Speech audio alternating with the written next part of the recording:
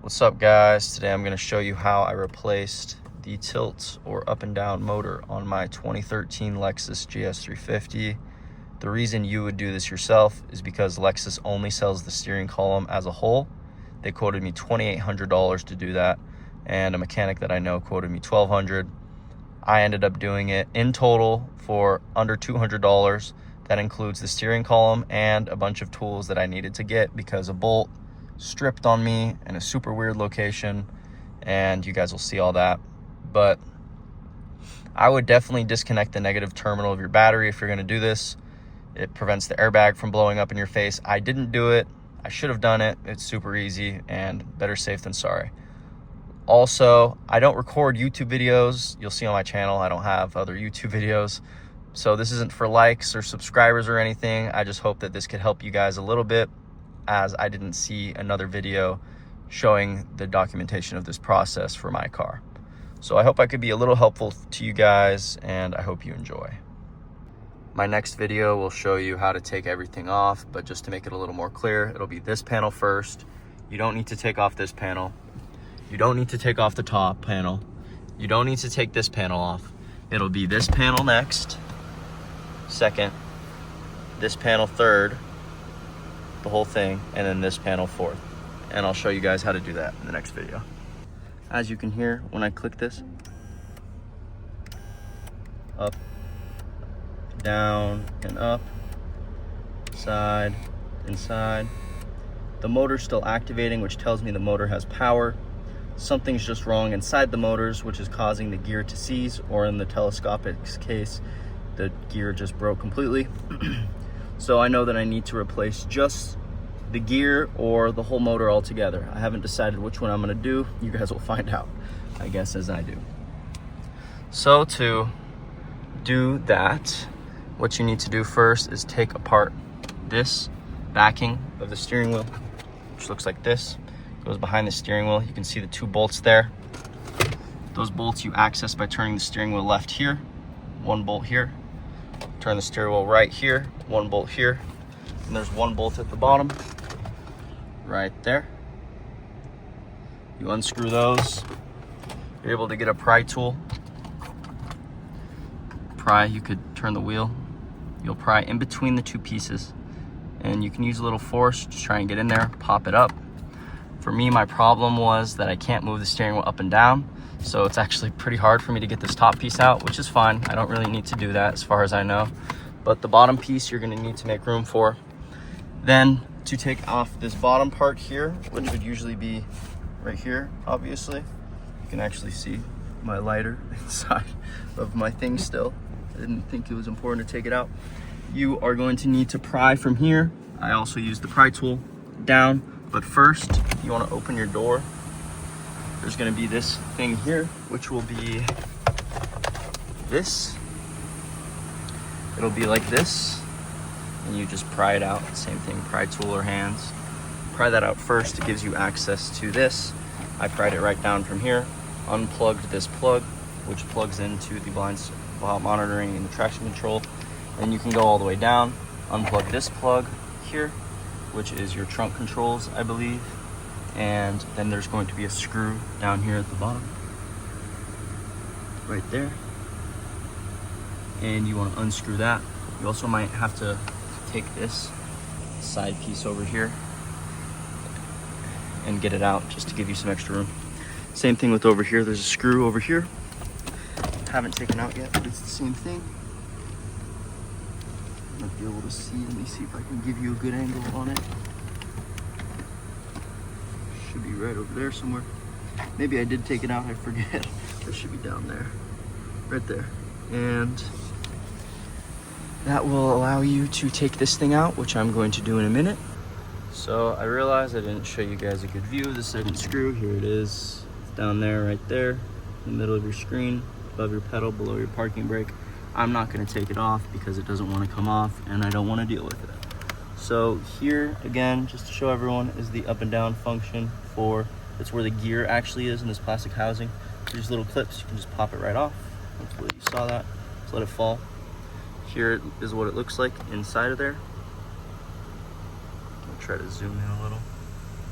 all this grease and gunk. And so what you're supposed to see in there is a bunch of grease, and there is not. So I will do this to show you what is happening. See how those screws, there's supposed to be a gear there that catches and makes it spin.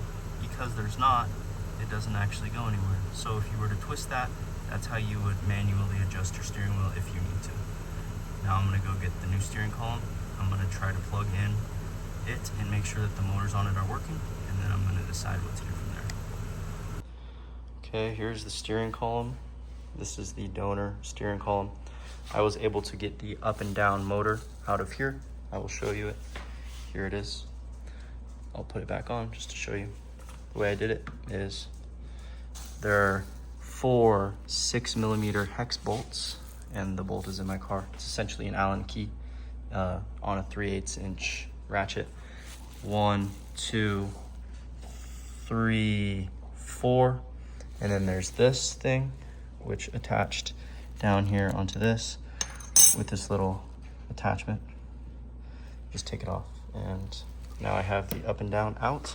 I am now going to remove that from my car. All right, back in the car on the left side, those 2 bolts right there are the 2 bolts on the left side that I need to remove, the 6mm hex bolts. And on this side, those 2 bolts there, same ones I'm going to remove. And then if I can zoom in on this screw here with the gold electrical connector, that I'm going to remove, which I showed you in the last video. That is going to give me more room to get the bolts out, and then I'll just reconnect it afterwards. So I'm going to do that, and you'll see me reinstall it. So right now I'm dealing with this little bolt here. I got my trusty little helper, my girlfriend, holding my camera. Hello. So one of my bolts is stripped, and I am using a 1/8 inch cobalt drill bit to get in there. As you can see, it's getting some of the shavings out. Then I'm going to use a 1/4 inch, then a bolt extractor, and hopefully get this thing out. So we're here the next day working on it, and it has been a pain in the ass, but we're making progress slowly but surely, and tomorrow after work I'll have it done. All right, I got the old tilt motor out. As you can see, this is where the gear would be, and there's no gear. If I pop this one off for you guys, see there is a gear, and it's nice and greased up. That's what you want to see. This bolt finally came out by hammering the hell out of it with the Torx bit. That's a size up. And now I'm gonna install this.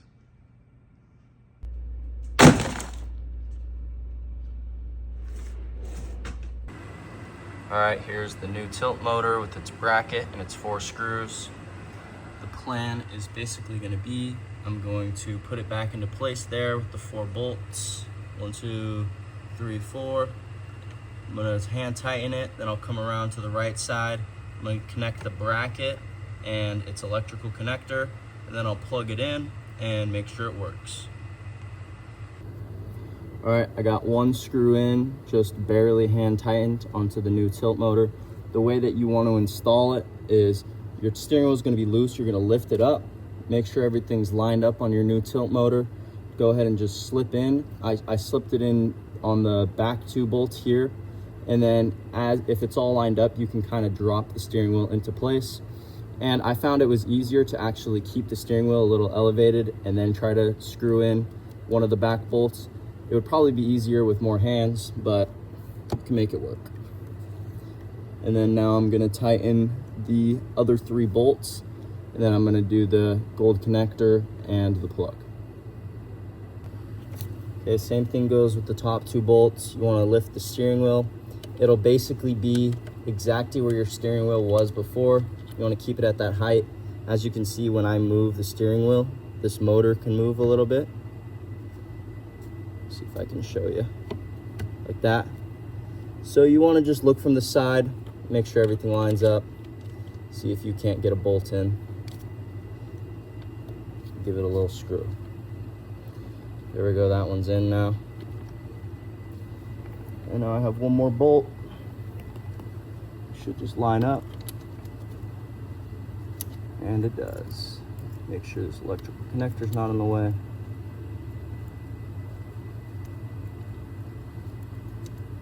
All right. Coming over to the right side of the car, my flash isn't working because my phone is too hot. Didn't know that was a thing. We got right there on the left side of the screen, the gold electrical connector. Just to the right of it is where your bracket's gonna hang, on the top there, and on the bottom. In the middle is where you're gonna screw with the electrical connector in between the screw head and the bracket. I'll show you guys once I'm done. I got the bracket installed, and right to the left is the plug you need to plug in for power to the tilt motor. Okay, as you can see, everything's working. Now it's time to address the telescopic motor. Here's the donor steering column. This is the motor for the telescopic. This whole screw here, I think I would need to replace this whole thing if I decided to do it, but that's gonna be a job for another day. I don't know how it would be done because these two bolts here, looks like you'd have to take those off, but it's also welded in certain points, so that's something that I'd need to figure out. So for today, we're just gonna unplug the actual plug to get rid of that noise when I turn my car off, and let's get to it. Okay, I just turned my car off, and as you can hear, there's still a noise that just stopped from the telescopic motor. I'm not gonna fix that today, obviously, but my goal is I'm gonna unplug the clip that goes into it to give it power. So therefore the noise will just go away. I think that the telescopic's less important than the tilt. And I have no idea how I would even begin to install that. So we're just gonna do the tilt today. And I'm gonna show you guys how I'm gonna unplug the clip of the telescopic motor. Underneath the steering column here, we got way in the back, the telescopic motor, and plugged in right there is this clip that I'm going to unclip, and hopefully that removes power from the telescopic motor and therefore removes the noise every time I turn off my car. To start putting everything back together, I'm gonna work on this bottom panel. There's two plugs in there, one there at the bottom, one there at the top, then the two screws, one which I haven't screwed in yet, and two which I never unscrewed. Then you'll put this panel back together, and you wanna line up these clips in here with all the ones attached to the airbag.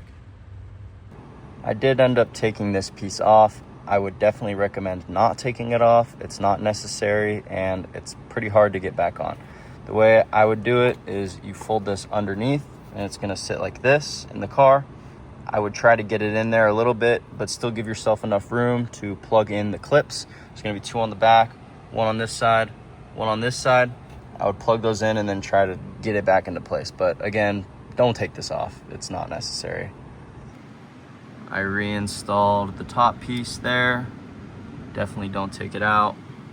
I also reinstalled this top piece. You also don't need to take it out, but it's super easy. You just push it back in, pops into place. Now, while still keeping this down a little, I would move your steering wheel up all the way, or at least halfway. Give yourself some room and pop in this bottom piece. You kind of just slide it on. Then you'll see that there's a crack here all the way around. You're gonna wanna pop it back into place. Make sure all those clips in there are good. And then give your steering wheel a few turns and make sure that it's not rubbing anywhere. Then once you have that installed, you'll install this bottom piece here, which those two clips go into those two at the top. All these clips at the bottom go into the ones on the airbag there. And then these two go into those two right there. This middle piece is super easy. Just pop it into place. And the last piece here, pop it back in. Take this, get it all put back into its place with the clips behind, and you're all done.